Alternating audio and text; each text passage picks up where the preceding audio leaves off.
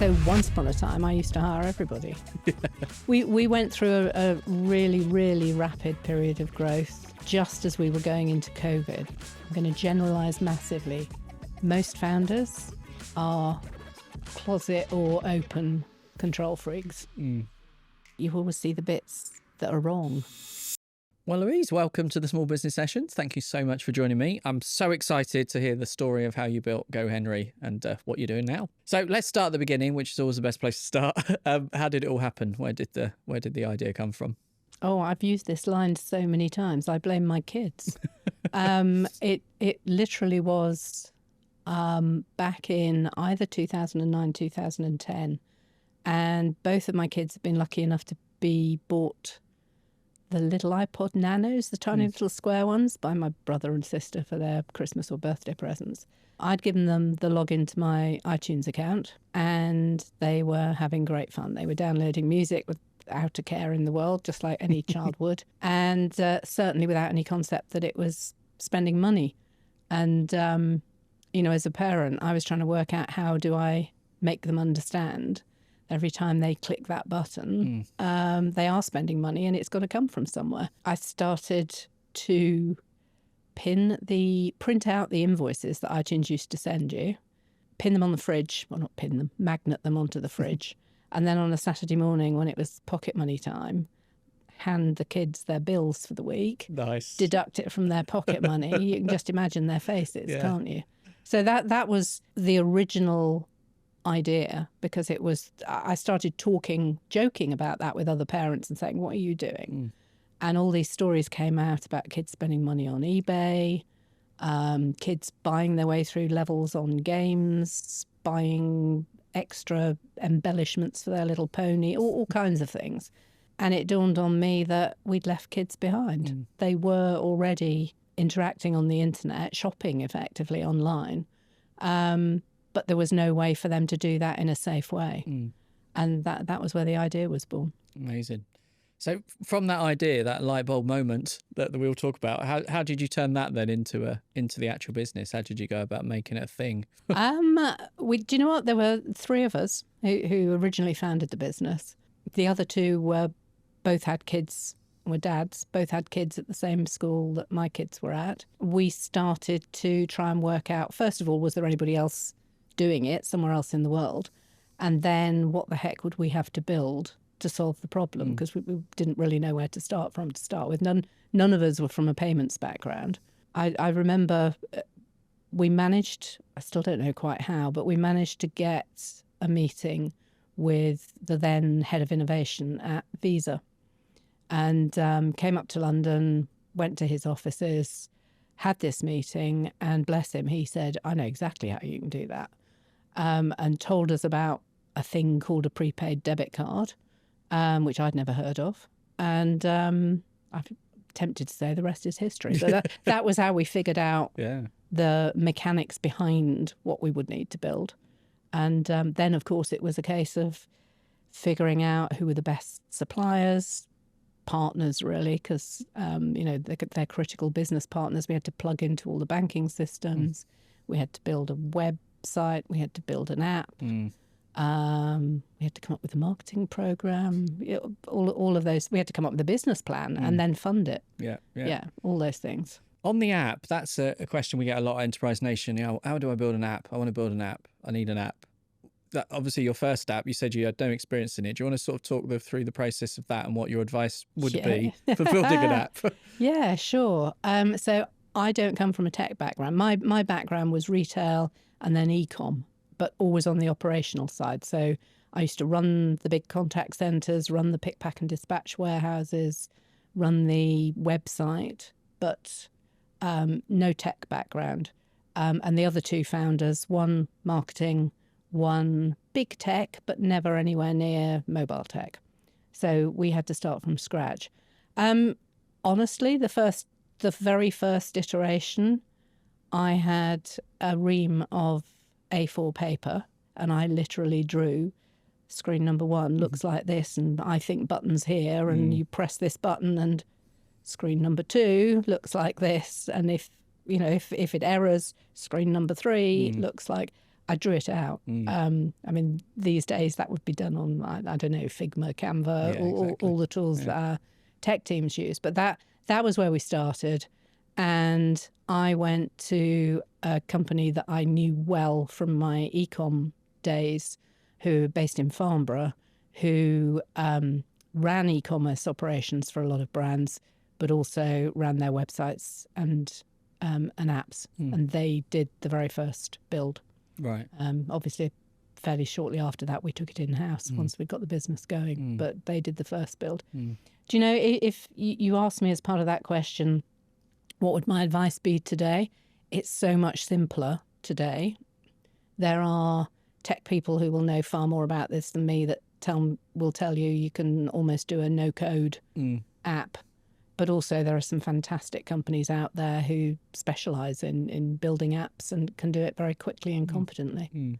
Still quite like the drawing thing, though. I think I'd still quite like to do it like that, even in 2025. You know, because you as a founder, you want to see things, don't you? And yes, and my mind works in pictures. It always has. You know, the team at GoHenry will tell you. Sometimes I'm like, can you draw it? You know, don't give me a great big sheet of text or numbers, but let's draw a flow chart, or let's draw a picture. Yeah. So how were you funding it then? Because was it 2016 you did the crowdfund, wasn't it? Crowdfunding was 2016. We launched in 2012, November 2012, and we raised, I think it was, it's worrying I can remember the exact amount, £672,000 pre-seed money. Right. Basically us running around with a PowerPoint, as it was then, slide deck, persuading people that this was a good idea and that they should invest in it. And we found some amazing people who did believe that and put money in. And many of them are still with us today. You know, some of those have followed on as in future investment rounds. But yeah.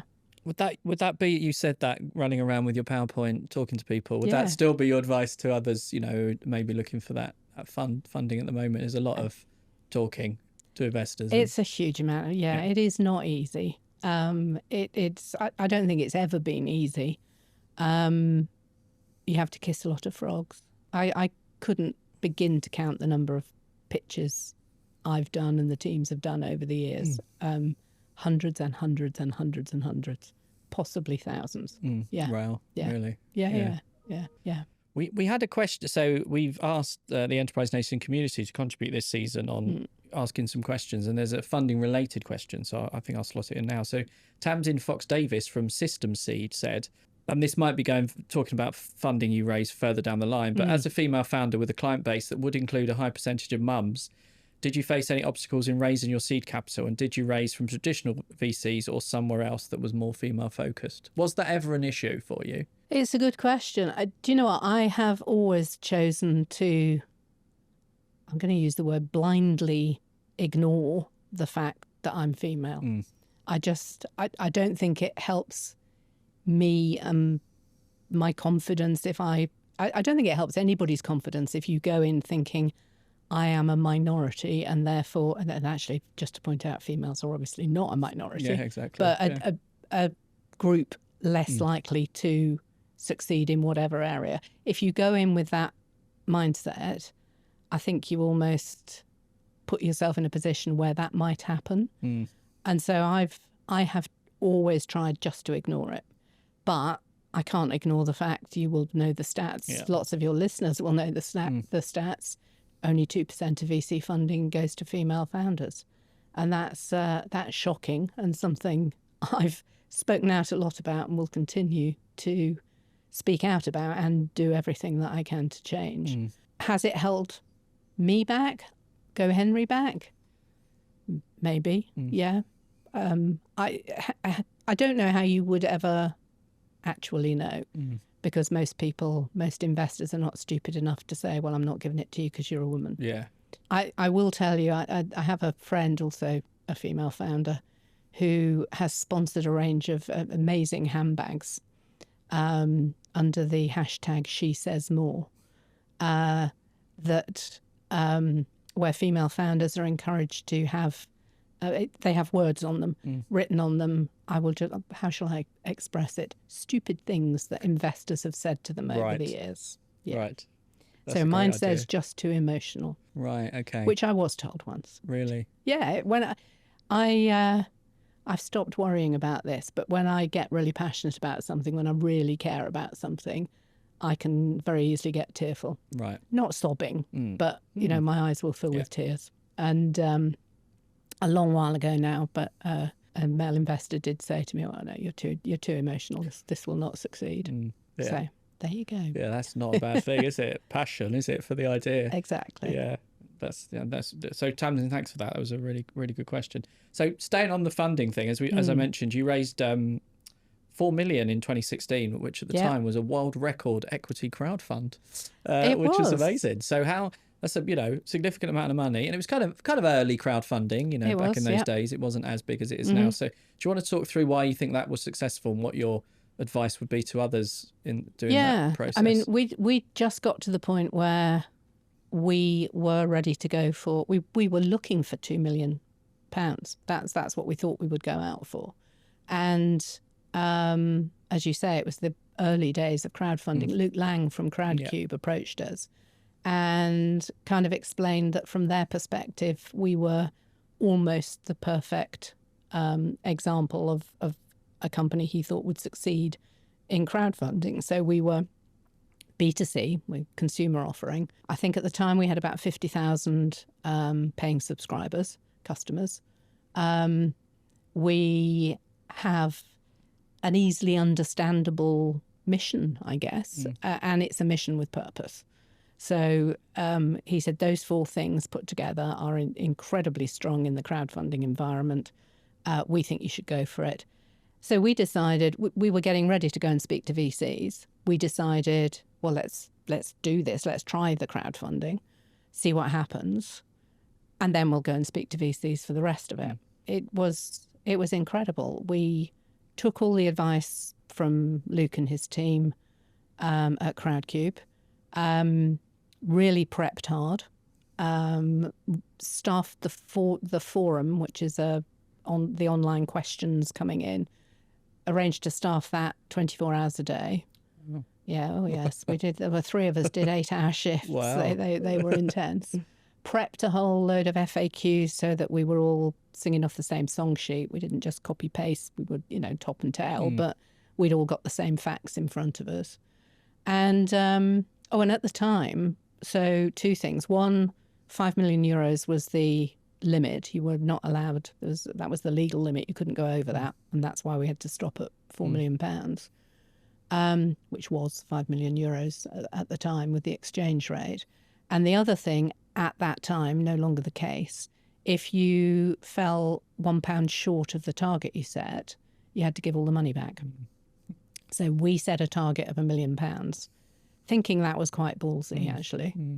But we hit the million in the 2 days where we'd opened it just to existing investors and our customer base, and then went on to hit 4 million and a queue behind it that we had to turn down. It's a shame you couldn't. That must have been hard. I Sorry, know. keep coming. I know. So would your advice then be is preparation, is getting there? Because the people often say it's your video is so important. Yeah, the video was really important. We walked up and down Islington, the high street in Islington, doing vox pops and plus the pitch, obviously.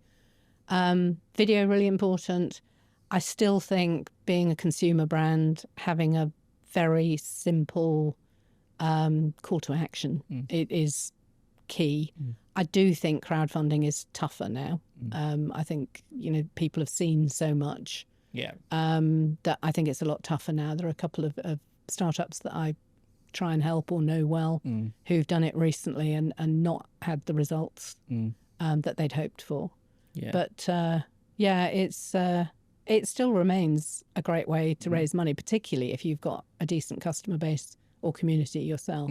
I mean, Yeah. still is amazing. And the fact as well, you were like 4 years in, so then you get, your customers become investors, still quite an incredible thing in a way, isn't it? That can happen. It really is. And the other thing I would say to anybody, don't underestimate, is the impact that it has on your team. I don't know how many people we would have had in the team at the time. Maybe, I don't know, maybe 30, maybe 40. The motivational impact, the excitement, the excitement that it generated whilst we were going through that process, and the pride in the business was huge. And one thing we did was anybody who invested, even if they put £10 in, that's still investing. We gave them a investor badge on their GoHenry account, that in the contact centre or when we were responding to them, we could always say, "Oh, I can see you're an investor. Thank you very much for that." The team don't know whether it was £10 or £1 million. But still the same. Amazing. You mentioned team there, and that's another big question we always get, going from as the founders up to running. I mean, how many are in the business now? Just over 250 in the GoHenry part of the business. So how did you do that, and what's kind of the challenges and successes you had along the way in building your team? So once upon a time, I used to hire everybody. Obviously, that had to stop. We went through a really, really rapid period of growth just as we were going into COVID, and I'm still sensitive to the fact that a lot of businesses struggled hugely and went under even during COVID. We actually doubled our turnover at 2019 to 2020, and we had to hire like crazy remotely.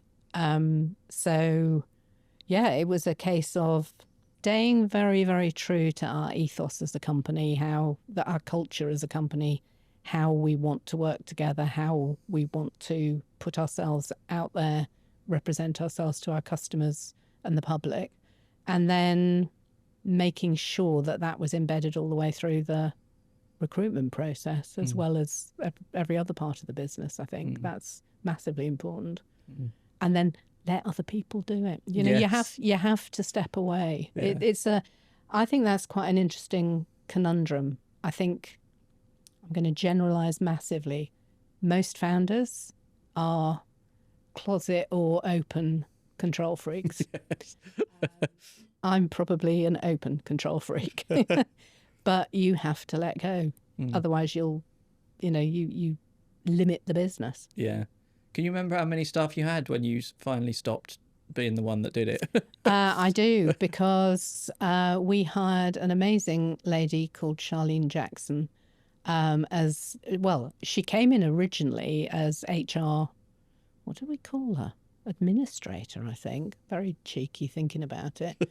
But, and she has always reminded me there were 62 people in the business when she joined, and she was our first HR person. Right, okay. We call that team the people team. Right, now. okay. But, and she built a people team and took us from there to the 250 mark. We've been around the 250 mark for quite a long while now. Yeah. They do kind of say, often it's around 50-ish people that they start to say you really need HR properly. Yeah. I firmly believe that. And sometimes you don't need a full-time heavyweight, really experienced individual.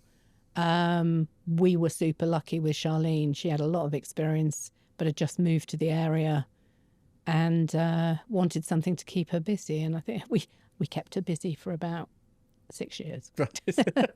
Yeah, she's moved elsewhere now. Yeah.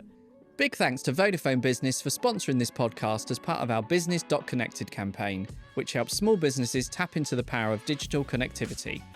With business.connected, get support on the technologies and digital business areas that can help you and your business work smarter.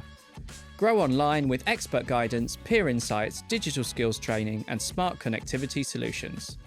To learn more, head to enterprisenation.com/business connected.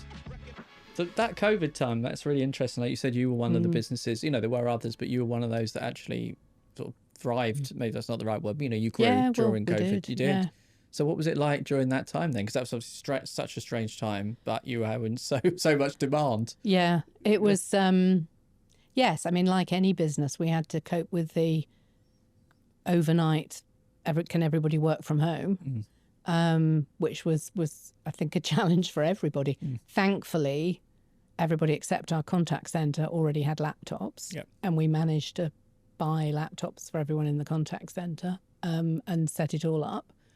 We'd already operated a flexible working policy, so everybody other than the contact centre were used to working from home occasionally when it suited them, you know, that kind of thing. So that wasn't too hard. What was amazing was to see that the fact that everybody having their kids being at home, obviously online shopping rocketed, high street shopping disappeared in the UK. There's a different story in the US. And kids really started shopping online and were using gaming and online platforms a lot more. And I suppose that's what catapulted parents towards, crikey, well, I don't just want to attach my credit card because goodness knows where that will end. Let me get a tool for the kids that will teach them that it's their money, and when they've spent it all and it's gone, they need to wait for next week's pocket money or go and do some jobs. And yeah, we went from £19 million turnover make sure I get my dates right, in 2019 to 42 million 2020. Wow, that's an increase. Yeah. Wow, that's really. And I guess, you know, on that, when parents, I will admit, actually, disclaimer, I have a daughter. She's now 19. She was a GoHenry user. Thank you. Possibly around then that we did that very thing. So when we as parents were looking, you know, for that solution, they were finding you. So your marketing. Do you want to talk a bit about what was your marketing strategy? I did watch a podcast you did where you said word of mouth was such a big thing. Which is, you know, it's hard to have a strategy for word of mouth. I suppose you do, but... Yeah, you do. Yeah. Just look after your customers and give them the products and services that they need. But yeah, it's a more abstract, I suppose, approach. Yeah, in the very early days, we were convinced that going via school... I was convinced, it was all my fault. Going via schools was a good plan, and it really wasn't. Really, really wasn't. Particularly not back then when the communication channels between schools and parents was not really there. So it became apparent pretty quickly that digital marketing was the way forward. And so we do that. But yes, we realised we've always run refer a friend programs. I do talk a lot to B2C companies and encourage them, you know, don't wait for year 2 or 3 to set up a refer a friend program, because you'd be amazed what you can drive through referrals. But probably only a couple of years ago, actually, somebody who joined us in our marketing team said, yeah, but what about all the others? And we realised we'd been counting refer a friends, RAF, and looking at the percentage of new sign-ups that came in from that route, and we're very proud of it. But actually, this individual said, no, it'll be much, much more than that. Anybody who hasn't come in via a RAF code, refer a friend code, ping them a survey or a questionnaire at the suite, you know, when you think they'll be happy. So for us, that's usually after they've signed up, after they've received the cards, after they've activated them, paid the first week's pocket money, and the child's done the first spend. That's hopefully they're really pleased and excited with GoHenry at that point. We'll ping them a note and say, great to see whatever the name of the child is has just used their card for the first time. Congratulations. By the way, can we ask you how you heard about us? And that took our... We now call it advocacy. So there's the refer a friend, but when you add on the people who say, oh, Dan told me about it, or a mum at the school gates told me about it, or it almost doubles the figure. Right. It's massive. Yeah, you're right. And that shows they don't need a code. They don't need a discount. They just want to pass on the good information. I think that point you made as well then, knowing when your customer is the most happy to send them a survey. That's a really because surveys are like not going to answer it. But you're right. If you're excited, you will fill it in, won't you? Even if there's nothing. Yeah. And I think if you can, as a business, if you can anchor it to an event. So for us, that first time the child uses the card, that's a big thing in a child's life. Actually. Yeah, I remember that when she went to the local shop to buy something with her card. Super proud. Yeah, exactly. You're right. It's kind of a moment. Yeah, it's kind of a rite of passage. Yeah, amazing. So, sort of growing overseas, one of the ways you did that was acquiring Pixpay. Pixpay was a French brand, isn't it? So, do you want to talk about that and that as a way of expanding overseas through acquisition? Yes. So our first expansion overseas was to the US, and that was 2018. And we did that we built it ourselves and launched it over there. But when we were ready to think about Europe, we set a project up actually that Alex, who was our CEO at the time, called organic and non-organic, and frankly, I could never remember which was which, so I just called it buy or build. Right. And I used to retitle the slide deck because I'm like, I can't remember which one's which. And we were researching in Europe what there was out there, and there wasn't a lot. There were one or two very, very tiny startups. I mean, really kind of, 4 months in, 6 months in, not yet launched. And then there was Pixpay. And Pixpay had been live for 2 years. They'd launched in France. It was a French team. And they had just launched in Spain whilst we were talking to them. And I think it was one of those great meetings where you meet a team of people. I can remember us coming away and saying, well, they talk like us and they walk like us and they care about what we care about. This is amazing. Let's see if we can do this deal. And we did. Yeah.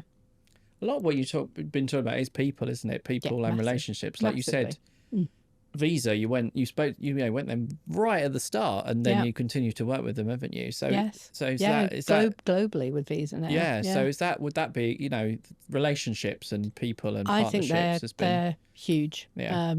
Absolutely huge. Yeah. We don't talk about suppliers. We talk about partners. We don't talk about users. We talk about customers. Those language is important, but it's because language kind of sets what the relationship is. And relationships are huge. So but some of our critical banking infrastructure partners have been with us since day one. I sort of went off there, but back to the Pixpay, obviously, that's about expanding internationally. So that is a way, obviously, to do it, isn't it? People are looking to, obviously, acquisition is tough. But so do you want to talk briefly maybe through the actual doing it, how you acquired a business and what was the process like? It was a long process because there's obviously due diligence on both sides that has to be done. So we did use a finance house and had data rooms and went through the whole kind of M&A process. My first time through, but we had somebody in our finance team who was very experienced in that area, and he guided and supported and helped all the way through it, as did the finance house, obviously. But we were actually doing three things at the same time. We'd got the Pixpay acquisition. We were out for our B series round, trying to raise $55 million of a round of funding. And we were talking to the American firm Acorns, who we later were in turn acquired by. So there were an awful lot of solicitors and data rooms and due diligences and questions going on at the time. Yeah, it was pretty intense. But the Pixpay one, because both sides were super keen to bring the two companies together and close the deal. That really, really helped. Yeah, it really makes it helped. easy. Yeah, you're right. It's a friendly acquisition. It was. It's Yeah, not, yeah. But you mentioned the acquisition by Acorns. So that's obviously that was a massive decision for you to, you bought someone else, now someone else is buying you. Yeah. And when was that? When did that happen? Signed the final papers 3rd of April 2023. Right. What was, why did you decide it was time, that was the right time to do that? We'd been introduced to Acorns by Greyloft, one of their investment funds, probably 2.5 years prior to that, and had got to know them reasonably well when we first met them, and it just made such sense that the two companies came together. So for those listeners who don't know, Acorns, US-based company, they've been in business just over 10 years. They launched to make micro-investing, or just investing, available to what they call the everyday American. So to demystify investing, to make it clear that it's not for rich people, not just for rich people, but that it's accessible to everybody. They kind of started with put away $1 a day, those kinds of calls to action. And just to be clear, not day trading, but the concept that you put away, you plant your acorn, you grow your mighty oak. You put a little bit away, you leave it there, diversified fund, you let compound interest do its work and the stock market, and you grow your wealth. And they had started with 10 years previously with their sweet spot in their customer base really being young adults, so kind of 20 to 25-year-olds, 28-year-olds, originally, much wider now. Those customers had obviously grown up and matured with them, and many of them had coupled up and had children, and they didn't have any offering for families and kids. And equally, from our side, I'd spent 12 years defending our decision not to go above 18, and the challenge that we let our customers fall off the end of our services. By bringing the two companies together, suddenly we had a suite of products that worked from a baby being born, and I'll use UK terminology, opening a junior ISA for that baby, the family opening a junior ISA and investing for that child's future, through to they hit 6, they start with pocket money, learning about money, a GoHenry card, and then as they age, as a late teen, they morph into their own banking, Acorns banking app, Acorns investments as soon as they hit 18. And that's what we've done in the States. Nice. So we've, over the last 2 years, we've totally merged the two offerings. Right.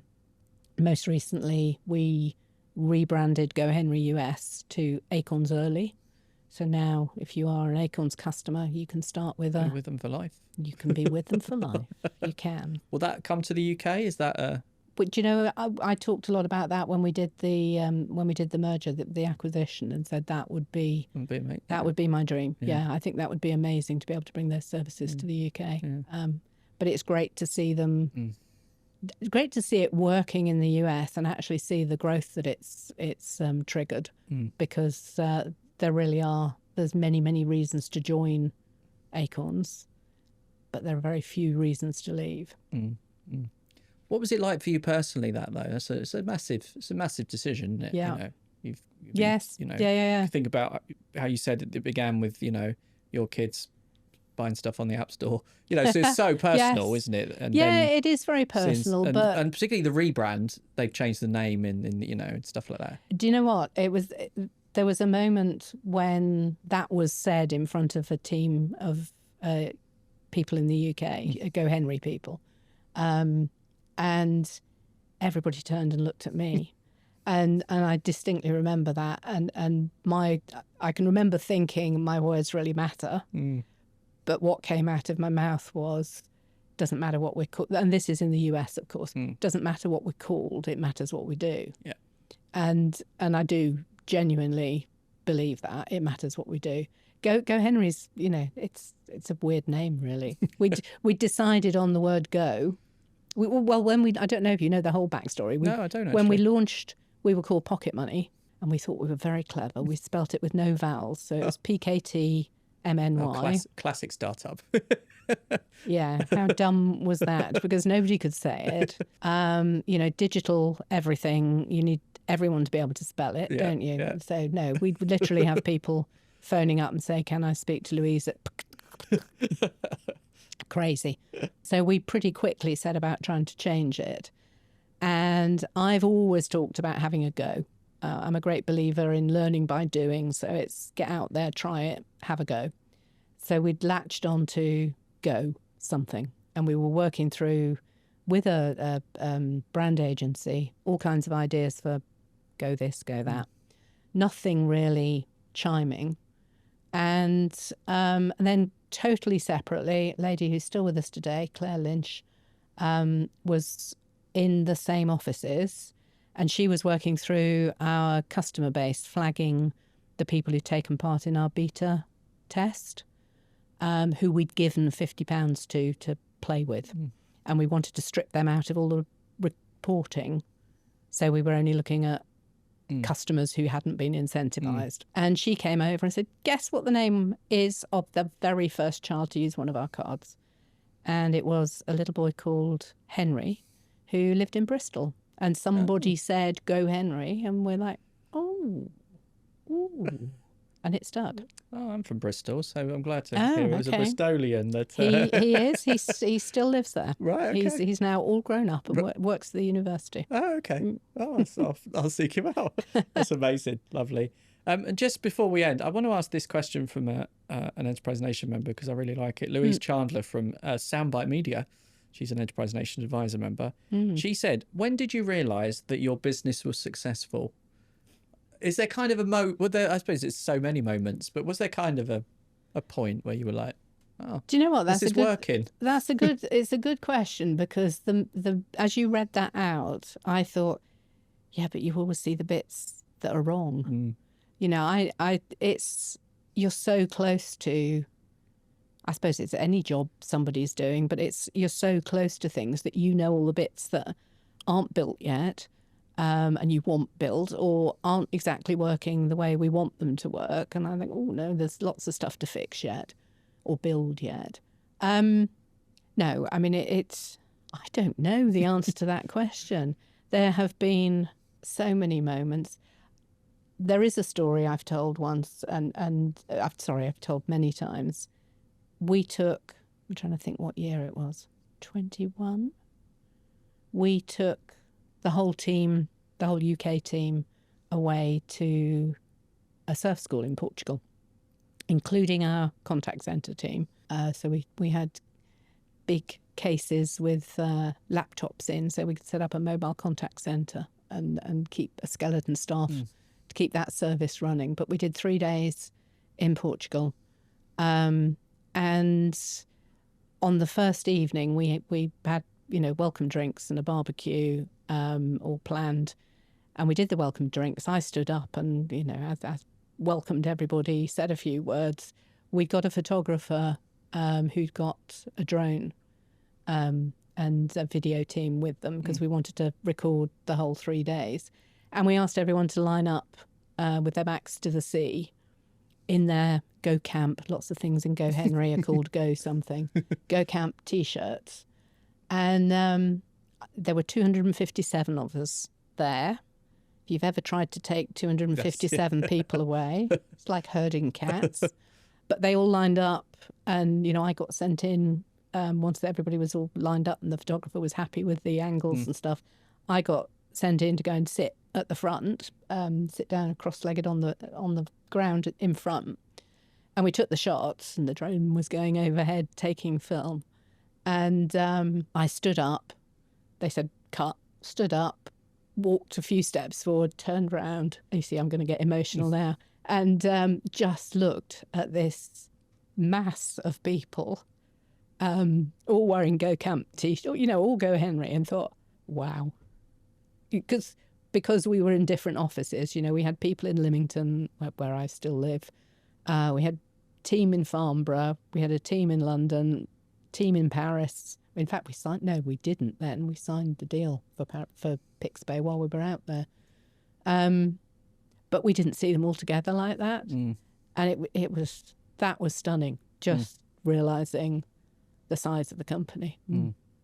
Amazing. Well, Louise, thank you. That question, that was amazing to remind that story. And to that investor that said, too emotional. Well, yeah, in his face. No, that's what I mean. It's, you know what I mean? It's like that showed what you did with the business, and it was amazing. Louise, I could talk for ages, but we've unfortunately come to an end. But thank you so much for joining us on the Small Business Sessions. Thank you. Thank you.